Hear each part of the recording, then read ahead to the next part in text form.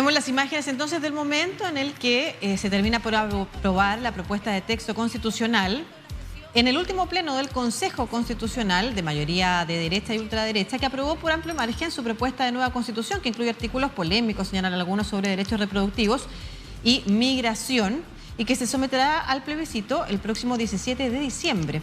El texto, compuesto por 17 capítulos y 216 artículos, uno de los más largos de los textos constitucionales que habría en Latinoamérica, contó con los votos a favor de, como señalábamos, el ultraderechista Partido Republicano y la coalición de derecha Chile Vamos, 22 y 11 votos respectivamente, que fueron suficientes para lograr la mayoría necesaria para la aprobación del texto. Como vemos, ahí hay una bancada que aplaude, otra no mucho, ante el término del pleno realizado ayer y con el que termina el trabajo del Consejo Constitucional y también de la Comisión Experta. El órgano, elegido en las urnas el pasado mayo, entregará oficialmente el 7 de noviembre al presidente Gabriel Boric la propuesta de Carta Magna, que tiene altas posibilidades de ser rechazadas, al menos eso dicen las encuestas hasta ahora. Estuvimos conversando ayer, además, con el director de Pulso Ciudadano, que es la primera encuesta que realiza una proyección de voto para el plebiscito, con un amplio margen de votos en contra por parte de la ciudadanía, aunque todavía queda un mes de campaña y una campaña además que se ha iniciado con tiempo, con antelación a la fecha oficial, pero que ya está generando, yo diría que un clima, que parte de lo que vamos a conversar con el invitado a esta hora, un clima como si fuera campaña de gobierno o campaña por 4 años de un programa de gobierno que se propone a la ciudadanía, pues se están distribuyendo las fuerzas entre derechas e izquierdas. Se le está pidiendo al gobierno actual que se pronuncie para establecer una especie de campaña que sería a favor o en contra del gobierno. Si eso es lo correcto, lo adecuado o lo mejor que le pudiera suceder a la ciudadanía cuando está discutiendo una constitución, lo conversamos con Domingo Lovera, comisionado experto, doctor en Derecho. Muy buenos días para toda Latinoamérica, profesor. Buenos días, Lucía, ¿cómo estás? Muy bien, muchas gracias por esta conversación.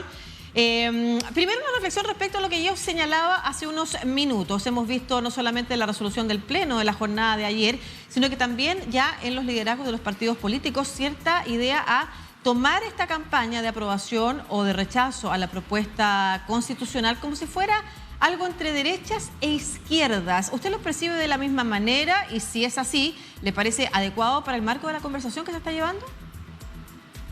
A ver, yo creo, Lucía, que efectivamente eso es algo que se ha estado viendo. Puede tener que ver con la fisonomía misma que finalmente tuvo el Consejo, como tú bien decías, con mayorías de las derechas y con un bloque oficialismo, decían las derechas, no, pero de Unidad para Chile, que estaba en minoría. Y claro, yo veo que hay algún afán en tratar de convertir el plebiscito de diciembre, esto sobre la base de algún cálculo político, me parece a mí, de muy corto plazo y muy miope políticamente, en convertir, como digo, el plebiscito de diciembre en uno a favor o en contra del gobierno. Y digo que es miope políticamente porque, claro, apuesta a tratar de traspasar al plebiscito de diciembre la mala evaluación que pareciera tener la ciudadanía del gobierno. Ahora, si esto es adecuado o no, me parece que es completamente inadecuado. Lo que uno debiese esperar de la propuesta constitucional es que pueda ser evaluada en su mérito por la ciudadanía, más allá de que sea una propuesta que efectivamente ha sido largamente aprobada, redactada y contorneada por las derechas que han tenido mayorías en el Consejo Constitucional. Le voy a hacer una pregunta respecto a uno de los adjetivos que usted utilizó. Señaló miope y cortoplacista. Y le hago esa pregunta porque desde algunas voces que llaman a estar a favor de la propuesta constitucional, se menciona que este sería un proceso que, al ser aprobado, podría darle estabilidad finalmente a Chile después de 4 años de discusión constitucional. ¿Podría ser esa una herramienta también o una lógica con la que pensar el voto? A ver, yo la he visto de parte principalmente de voces ligadas al empresariado y a las grandes asociaciones de producción en Chile. Y a mí me parece que es una preocupación genuina el de apostar por la estabilidad, pero creo que la apuesta con esta propuesta corre un riesgo severo, ¿no? Lo que uno puede observar en la experiencia comparada, lo que uno puede observar ya no de la evaluación que hace nuestro mundo hacia adentro del país, sino que desde afuera, es que los inversionistas lo que esperan justamente es que el pacto social, más allá del porcentaje de votos con que se apruebe, ustedes han visto que algunos consejeros han dicho que basta con que se apruebe con 51%, eso es suficiente, ¿no? Más que se apruebe o no una propuesta constitucional, lo que esperan que haya detrás de esa propuesta apoyos transversales políticos. Y eso es lo que yo creo que lamentablemente, ¿no? Nuestra élite, sobre todo económica, no ha estado calibrando de manera adecuada. Como digo, hay una preocupación genuina, el de ofrecer condiciones de estabilidad de modo tal de reencauzar al país, cuestión que tiene que ver desde luego también con la pandemia y con los últimos sucesos del último puñado de años en Chile. Pero creo que la herramienta por la que están apostando, es decir, una que carece de ese apoyo transversal, puede terminar siendo un disparo en los pies. A ver, analicemos el contenido propio de la Constitución. ¿Por qué no podría darle mayor gobernabilidad, por ejemplo, o mayor agilidad a la respuesta de las demandas ciudadanas la Constitución que actualmente se acaba de escribir y que se va a proponer a la ciudadanía el próximo 17 de diciembre? Mira, hay dos argumentos que yo he visto principalmente justamente de quienes han apostado por dar vuelta a la página en pos de la estabilidad. Uno tiene que ver con sistema político y el otro tiene que ver con modernización del Estado. Esto último yo creo que es más bien un volador de luces, es algo que se puede hacer hoy día, se podría hacer con una reforma, no obsta de hecho ni siquiera el texto constitucional del 80 a poder apostar por una modernización del Estado que en todo caso en la propuesta en comento es bastante tímido en lo que respecta, digamos, a la configuración de las potestades de gobierno y de administración por una parte, aunque es algo más detallista, bueno, como parte importante de esta propuesta, en la cuestión del estatuto de los funcionarios. Entonces creo que es una apuesta más bien que tiene que ver con el hecho de que hay algunas voces ahí, el mismo Bernardo Larraín, por ejemplo, que estuvo detrás de alguna de estas propuestas y en el fondo yo creo que es una propuesta que les gusta, si ese es el punto, ¿no? Es una propuesta que les gusta y yo creo que en verdad es algo cínico el estar reclamando que esta podría ser una propuesta que efectivamente podría reencauzar al país en estabilidad. Y en sistema político, Lucía, nosotros y nosotras en la Comisión Experta efectivamente apostamos por algunos mecanismos que, digamos, hicieran posible evitar el nivel de fragmentación que tiene hoy día el Congreso Nacional, de modo tal de estimular la gobernanza allí. Algunos de ellos eran el umbral del 5% que había que obtener en las elecciones para poder elegir candidatos y candidatas al Congreso, el coordinar la segunda vuelta presidencial con la elección del Parlamento, de modo tal de tratar de construir una suerte de gobierno de coalición de mayorías, normas severas en materia de discolaje, ¿no? Estos parlamentarios o parlamentarias que van por un partido, después renuncian y quedan ahí como integrantes independientes que después hay que ir convenciendo uno a uno, en fin. Había, como digo, un paquete de mecanismos, una caja de herramientas que apuntaba justamente a tratar de hacer posible esa gobernanza. Prácticamente todos esos mecanismos desaparecieron en el Consejo Constitucional. Se permiten pactos post-elecciones, ¿no? Que es una vía de, digámoslo así, echa la ley, echa la trampa, ¿no? Permite efectivamente circunvalar el umbral. El umbral va recién a comenzar a aplicarse en el 2030, ¿no? Entonces, si están apostando por estabilidad, habría que pensar en el horizonte del 2030.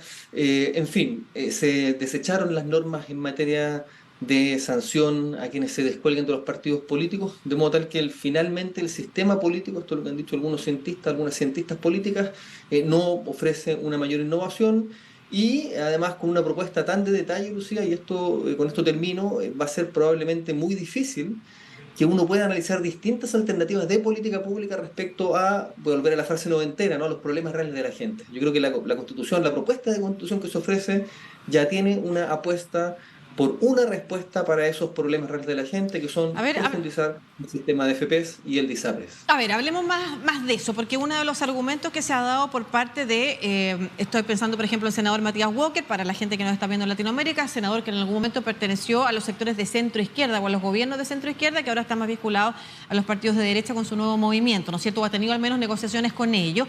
Ha señalado que esta Constitución sí responde en dos grandes temas, por ejemplo, a las ideas de izquierda, como por ejemplo el Estado Social y Democrático de Derecho y la paridad. Habla a propósito de la democracia paritaria que incorpore en igual condición a las mujeres y a los hombres. Entonces, revisemos esos dos puntos.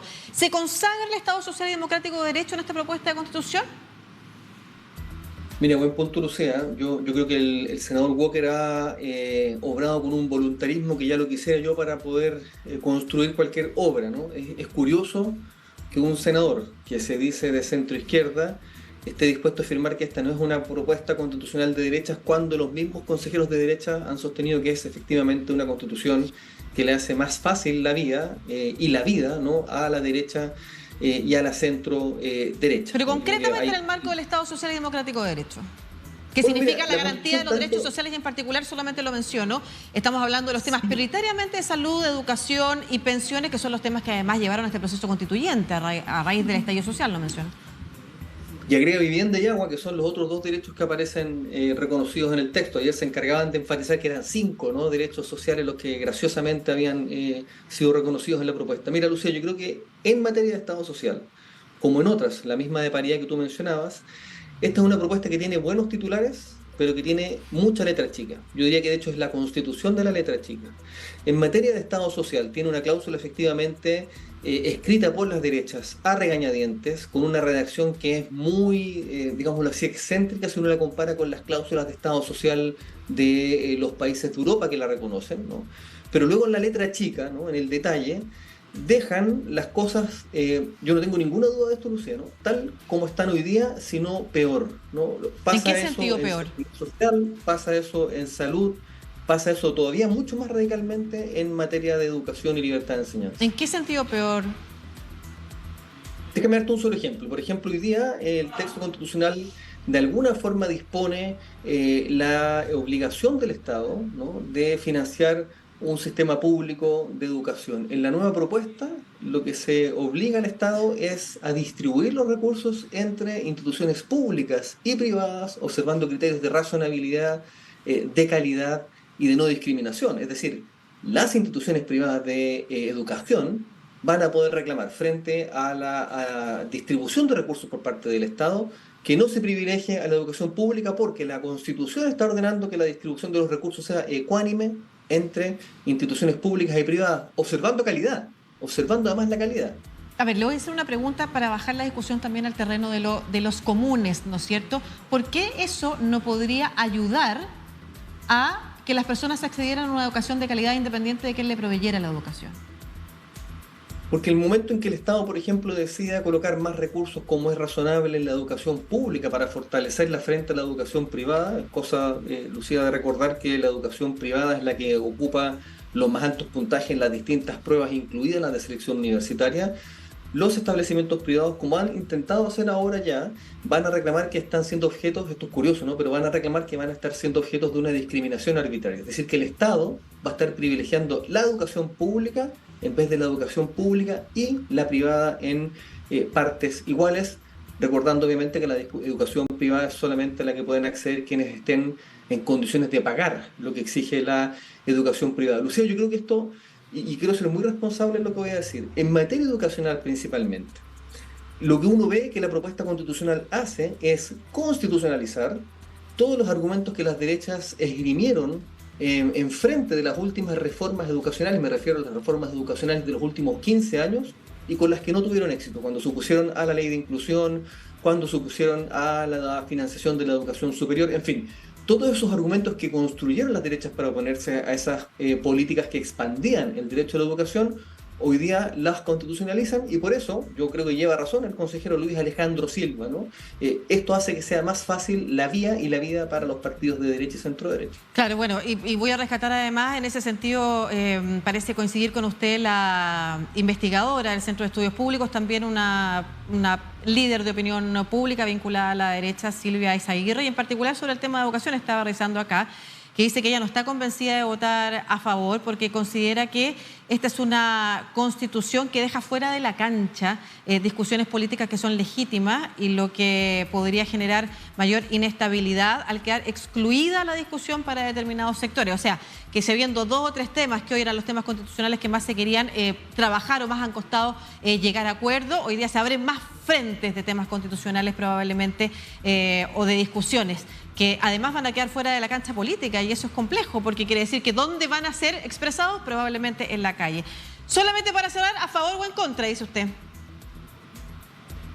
Lucía, yo creo que esta es una propuesta que es regresiva en derechos, que desfinancia al Estado, que ata al Estado de manos para regular la actividad privada, es una invitación abierta al abuso, que si uno la lee piensa que Chile está siendo asediado por el terrorismo, que los hijos escapan de las casas de sus padres, que las personas que rezan son perseguidas y que los templos son quemados, ¿no? Yo creo que es una propuesta, Lucía, que nadie que se precie de demócrata y que esté dispuesto a aceptar un pluralismo político puede aprobar. Es peor que el texto de 1980. Bueno, vamos a estar revisando también durante estas conversaciones previas al plebiscito, por supuesto, las opiniones de parte de todos los sectores involucrados, al menos en la escritura de esta propuesta constitucional que se va a presentar a los chilenos entonces en diciembre. Muchas gracias, profesor Domingo Lovera, doctor en Derecho, comisionado experto del Consejo Constitucional. Que esté muy bien. Que esté muy bien, muchas gracias.